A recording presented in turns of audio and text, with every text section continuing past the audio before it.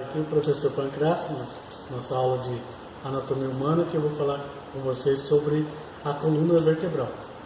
Eu estou aqui com o auxílio das monitoras da Alexandra Fernandes, da Jéssica Eloy, para servir a vocês com esse vídeo sobre detalhes da nossa coluna. Nós temos aqui um exemplo da coluna vertebral, em que vocês podem visualizar essa região cervical, que é a região do pescoço, né? A nossa região torácica, azul claro aqui, essa esverdeada aqui é a região lombar, né? Aquele esqueleto completo aqui desse lado, vocês podem ver essas mesmas regiões aqui, cervical, a torácica, onde temos aqui a caixa torácica ligada a essa região torácica das nossas vértebras, né? E aqui a região lombar, terminando então o sacro, que é a união de 4 ou 5 vértebras, e o cóccix aqui, a união de 3 ou 4 vértebras. Então esse conjunto então, de 24 vértebras, o sacro, o cóccix, é que nós vamos falar então sobre a nossa coluna vertebral. Então, de um modo geral, nós vemos que temos curvaturas, né? Curvaturas nela, curvaturas para dentro aqui são as cifoses e aqui para fora lordoses. Então nós temos aqui a primeira cifose, região cervical, uma lordose seguida por uma segunda cifose e aqui terminando em uma lordose. Essas são curvaturas normais que qualquer ser humano tem, não é patológico. Isso pode se tornar patológico quando essa curva está exagerada. Aqui nós temos outro exemplo em que, olhando nessa posição, você vê essa tortuosidade da coluna vertebral.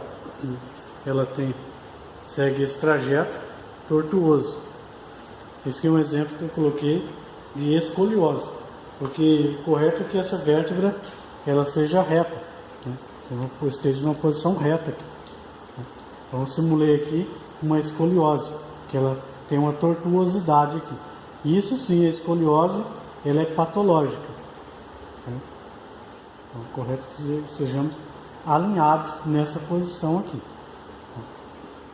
Bom, eu vou explicar para vocês aqui os detalhes que vão diferenciar as vértebras cervicais de vértebras torácicas e as vértebras lombares. Alguns detalhes que elas têm. Cada grupo tem detalhes em comum, né, em cada um desses 3 grupos, e algumas são vértebras atípicas. Como as vértebras atípicas, elas são as vértebras C1 e C2, ou também chamada de atlas e o axis.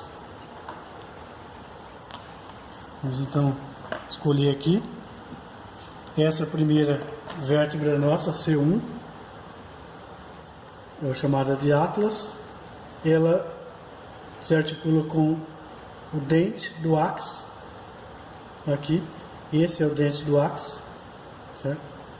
Temos aqui, essa é C1, o atlas, e aqui é C2, o axis. Nós vemos que a C1, ela não tem um corpo vertebral. O que seria um corpo vertebral?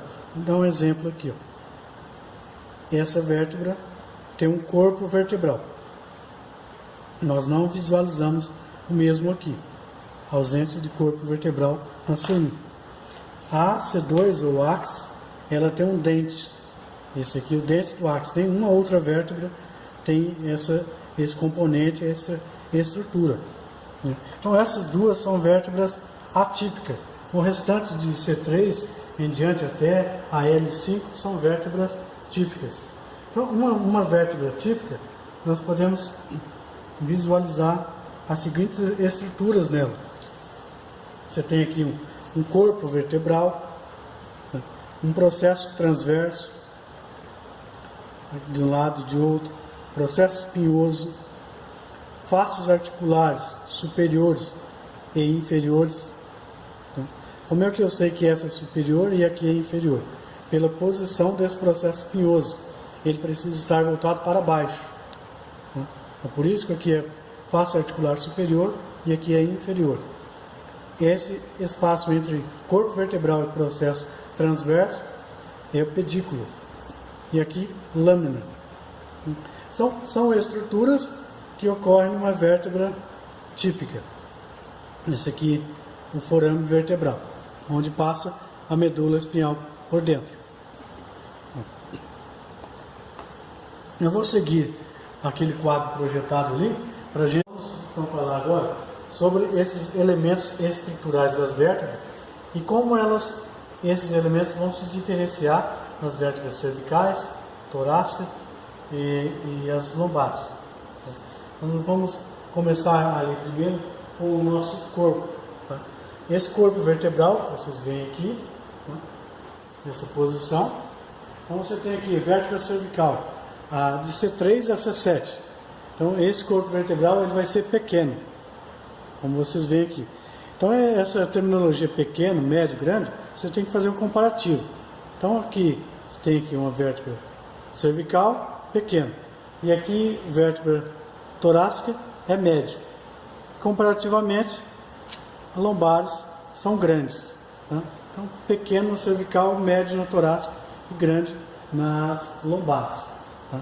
Além disso, nós temos que esse corpo vertebral, também visto aqui no sacro, ele começa grande e vai afunilando, diminuindo de tamanho. Tá? Lembrando que isso aqui foi a fusão de vértebras. Quanto ao nosso forame vertebral. Nosso forame vertebral, vocês podem ver aqui, começando então pelas vértebras cervicais. Tá? Ele tem um formato aqui grande e triangular. Pode ver um formato de um triângulo aqui, nesse espaço aqui. Enquanto que nas vértebras torácicas, temos aqui, ele é menor, esse espaço é menor. Tá? Por que menor? Você comparando essa vértebra cervical, é um espaço grande, considerando o tamanho dela que é menor. Né? Então essa vértebra torácica já é maior, então em relação ao todo o conjunto dela, é um espaço pequeno para o forame vertebral. Enquanto que aqui na vértebra sacral, vértebras lombares, esse forame vertebral, ele tem um formato pequeno triangular. Tá? Ele é um formato mais ou menos triangular. Tá? Médio triangular. Tá? Esse aqui. A gente, quando fala assim, formato triangular, arredondado, não espera um desenho tão exatamente como o formato triangular. Tá? E ainda no sacro todo, nós temos que aqui o forame sacral, o canal sacral aqui, no sacro. A continuação, então, desse forame vertebral. Então, a terceira coluna, sobre os processos transversos. Então, lembrando que processos transversos são essas estruturas aqui, laterais. Né? Então, numa vértebra cervical, os processos transversos são pequenos ou até mesmo ausentes, né? Muito pequenos aqui. Você, comparativamente, um processo transverso aqui de uma vértebra torácica, né, já é bem evidente, né? Um processo transverso. E ele tem a tendência de diminuir à medida que avança na coluna vertebral. Você tem a coluna vertebral, essa, a T1 aqui, comparativamente a T11 e T12. Então existe uma tendência de que esse processo transverso aqui, ele vai ser diminuído. Né? Não é uma diminuição assim paulatina, mas nós percebemos que os últimos são bem menores aqui do que os primeiros. Certo? Mas esse processo transverso tende a diminuir ao longo da nossa coluna vertebral.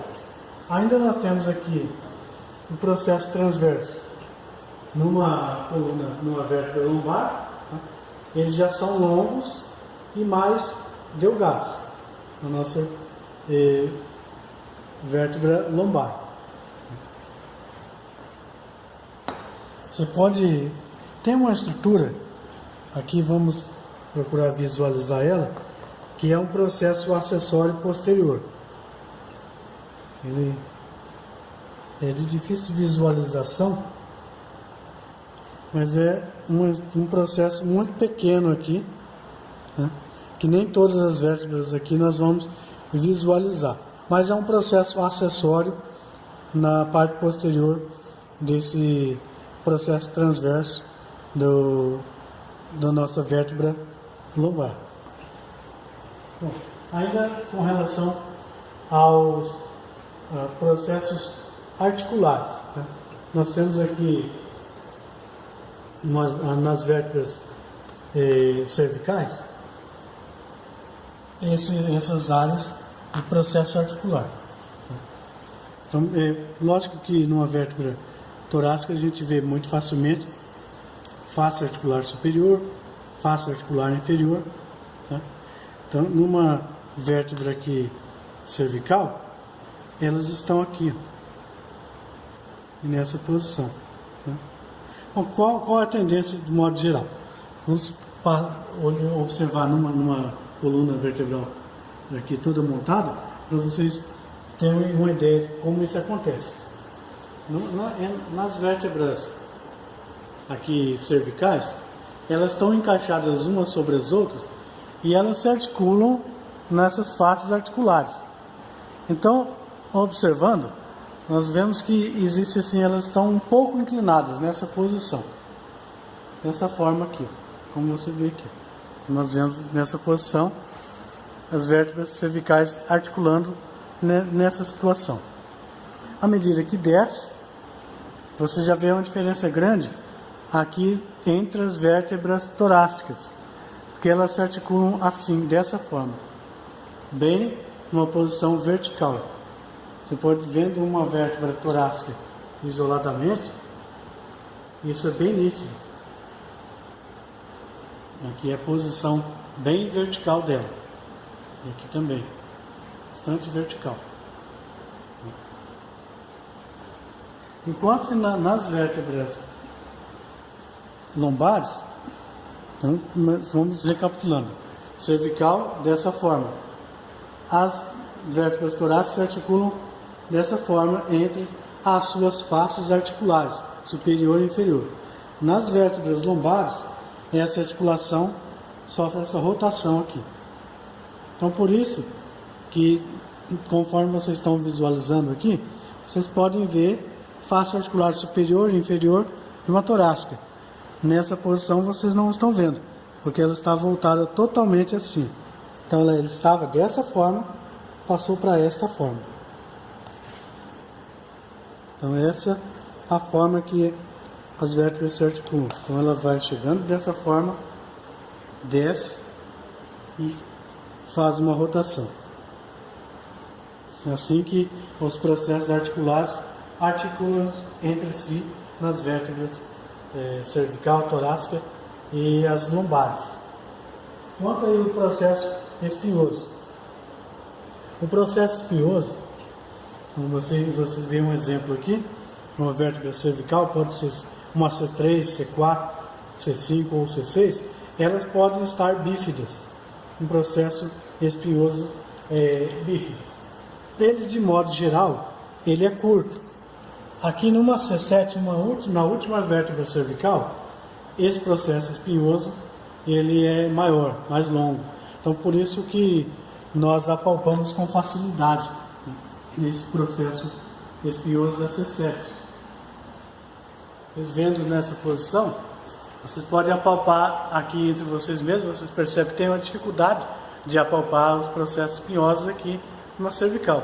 Mas à medida que você chega aqui, você apalpa com mais facilidade, uma C7. Então o processo espinhoso dela é mais longo. Mas geralmente, repetindo, os demais, o processo espinhoso é curto e algumas vezes até bífido, de C3 a C6, que são as mais comuns. Ainda com relação ao processo espinhoso, aqui numa vértebra torácica, nós temos que esse processo espinhoso já é mais longo. Ele é mais longo e ele tende a ser inclinado para baixo. Você visualiza bem essa inclinação na coluna vertebral aqui. Você vê que começa aqui mais ou menos na horizontal, ele vai inclinando cada vez mais e aí ele sofre novamente a aproximação numa posição horizontal, diminui a sua inclinação. Então a parte mediana da coluna vertebral, essas vértebras têm um processo espinhoso bastante inclinado, né? Na sua posição aqui superior e inferior, nem tanto. Ela já começa a voltar àquela posição quase horizontal, né? E aqui chegando na posição lombar, em que esse processo espinhoso, eles são curtos e são mais largos também, né? Pode ver bem robustos, porque as vértebras, à medida que elas vão descendo, elas vão assumindo uma posição, elas começam bastante delgadas, elas vão aumentando no seu volume, isso é muito evidente no corpo vertebral, e até você vê que no processo espinhoso de uma lombar já é bastante volumoso, né? Ele já tem uma ponta romba, né? Não é pontiagudo como esse nas torácicas, né? Então esse processo espinhoso já é mais avantajado numas vértebras lombares, até o tanto que nós temos até uma nomenclatura diferente.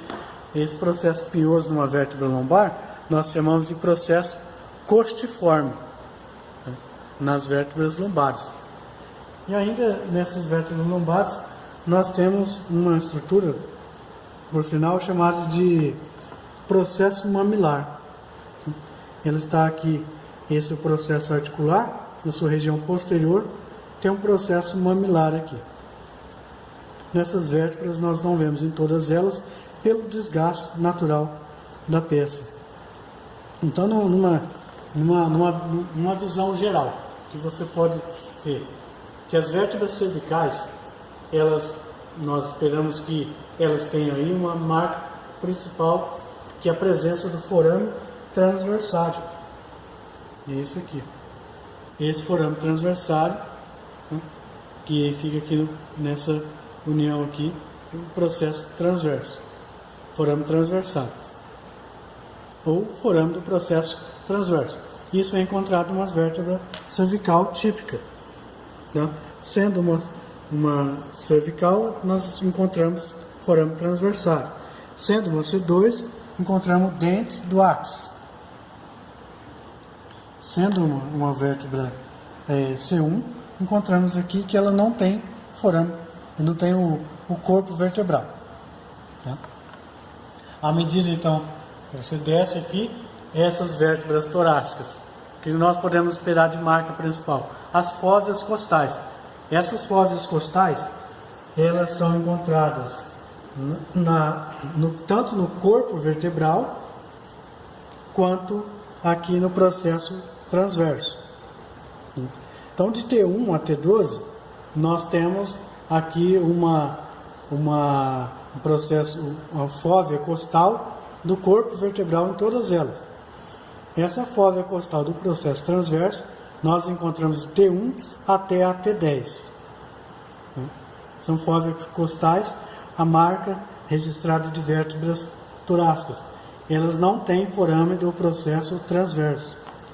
As vértebras lombares típicas, elas têm como característica principal, então, esse corpo vertebral bastante avolumado, ela toda é bem robusta, se comparando os tamanhos aqui, você vê uma robustez bem maior de vértebras lombares, e esse processo transverso bem desenvolvido, e chamado até de processo costiforme, a presença do processo mamilar, são características aí de vértebras. Nós estamos mostrando o sacro, é uma visão anterior e aqui posteriormente. Nessa visão superior dele, temos aqui uma base do sacro e vocês percebem uma borda lateral. É chamada de promontório do sacro. Essa borda. Você tem aqui a asa do sacro, virando nessa posição. Temos aqui o forame sacral, uma face articular superior, face articular aqui lateralmente, onde se articula com o ilho, e aqui com a L5. Temos na visão posterior ainda uma linha bem centralmente, central aqui, mediana, que é a nossa linha mediana. Outra linha aqui, você tem uma linha aqui antes dos forames sacrais e uma depois. Aqui então uma linha medial e aqui uma linha lateral. Temos aqui o hiato sacral. E esses forames sacrais nessa posição são os posteriores. Você fazendo uma posição anterior, forames sacrais anteriores. Linhas transversais nessa posição.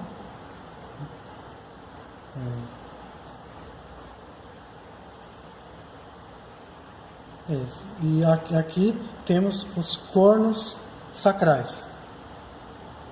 Corno do sacro aqui no final. Ok?